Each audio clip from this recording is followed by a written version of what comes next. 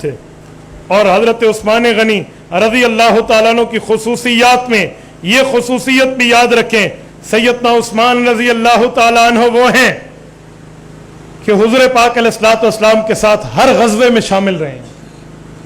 ایک غزوہ بدر ہے جس میں شامل نہ ہوئے تو حضور نے فرمایا عثمان غم نہ کر، تو پھر بھی غزوہ بدر میں ہے۔ میں یہاں ایک جملہ کہہ دوں، ذوق تازہ ہے آپ کا، سارے بولو تو تھک کے بیٹھے گا۔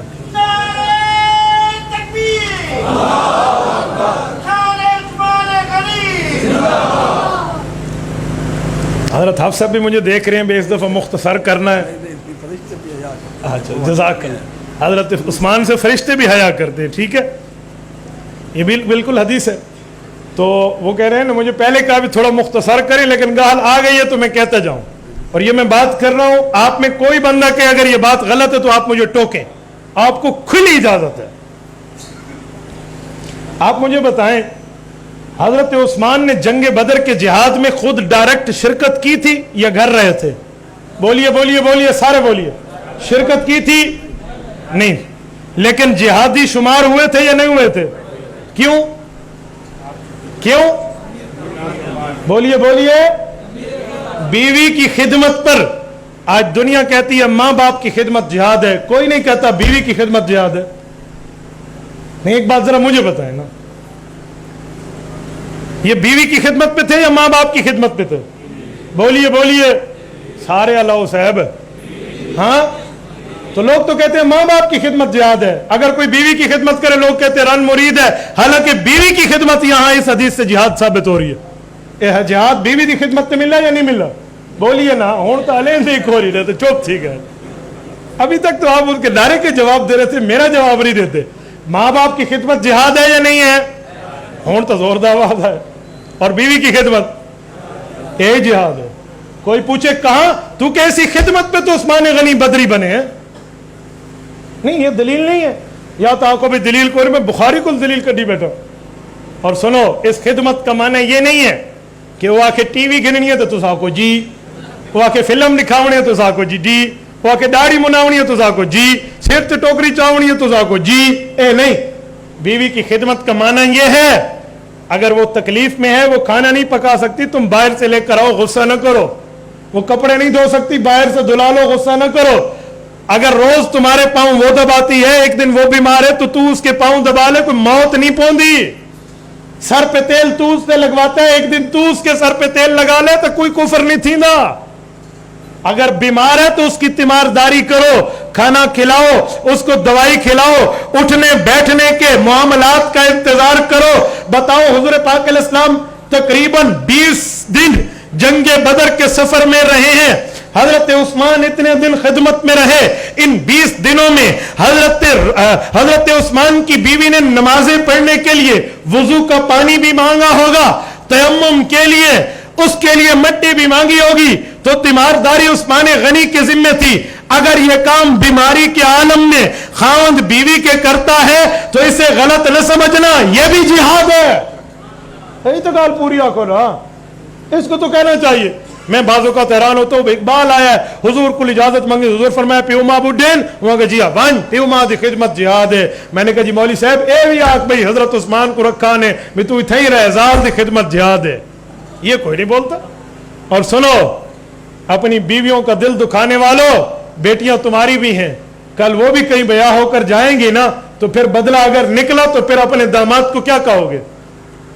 یہ بھی تو کسی کی بیٹی ہے نا، جو آج تیرے پاس ہے، کل تیری بیٹی کہیں جائے چین بجبی نہ ہونا، کل اس کی زندگی کو محفوظ کرنے کے لیے آج اپنے سسر کی بیٹی کی زندگی کو محفوظ کر لو۔ اور ایک جملہ میں اور بھی کہتا ہوں، خواتین کا مجمع ہے تو ایک بات میں کہنا چاہ رہا ہوں، لیکن اس کا مطلب یہ نہیں ہے بزال سیر تے چڑھ باوے، میری خدمت تے جہاد ہے۔ خامن دی خدمت کے تھوڑا یہ بھی تو بتا دو بھی صرف تو سمجھ ناراض نہ تھی وہ نا۔ سن لیں، حضور پاک علیہ السلام فرماتے ہیں اگر اللہ کے علاوہ کسی کو سجدہ کرنا جائز ہوتا لَأَمَرْتُ النِّسَاءَ أَن يَسْجُدْنَ لِأَزْوَاجِهِنَّ، میں بیوی کو حکم کرتا تو خاوند کو سجدہ کر۔ فرمایا اللہ کے علاوہ سجدہ حرام ہے تو بیوی نہیں کرتی۔ اور ایک جملہ کہوں، جب نماز پڑھنی ہوتی ہے سجدہ کرنا ہوتا ہے, صبح کی نماز پڑھنی ہے, جی نہ چاہے تو فرض ٹل جاتا ہے بندے کے سر سے, بولے دل نہ کرے تو ٹل جاتا ہے. سردی ہے گرمی ہے وضو کرنا پڑے گا نہیں.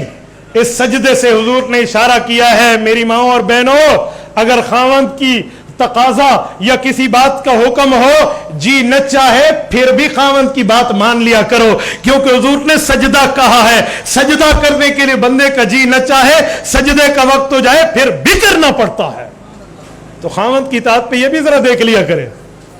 دین کے مسئلے میں بیوی کی ہر بات مانتے چلے جاؤ, اس پر کوئی غلطی نہیں ہے. دین کے مسئلے پہ میرے ایک شاگرد ہیں, ان کی اہلیہ نے ان سے ایک دن تقاضا کیا کہ مجھے گھر میں ٹی وی لے کر دیں. میں نے کہا قطعاً لے کر نہیں دینی, قطعاً, خبردار آپ نے لے کر دی. مجھے کہنے لگے استاد جی آپ تو بیوی کی تائید پر بہت زیادہ باتیں سناتے ہیں کہ یوں خدمت یوں خدمت یوں, یہ وجہ. میں نے کہا جس خدمت سے اللہ کا حکم نہ ٹوٹے وہ خدمت کرتے چلے جاؤ, وہ جو کہے. لیکن جہاں اللہ کا حکم ٹوٹے وہاں اللہ کا حکم سب سے بڑا ہے, پھر اللہ اکبر ہے, پھر اللہ اکبر, اللہ سب سے بڑا ہے. ٹھیک ہے, اسی لیے بندہ دینداری کو دیکھ کر اپنی بیوی, میرا شاگرد ہے مجھے اس دن کہہ رہے تھے استاد جی آپ کے کہنے میں نے بیوی کے سر پہ بھی تیل لگا دیا ہے, پاؤں پہ بھی تیل لگایا. دیکھو تو اچھی بات ہے نا, یوں امت میں معاملہ.